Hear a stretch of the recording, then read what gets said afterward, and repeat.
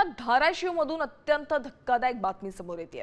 कळंब उपजिल्हा रुग्णालयातून 4 महिन्यात कफ सिरपच्या 6,840 बाटल्यांचा खप झाल्याचं समोर आलंय।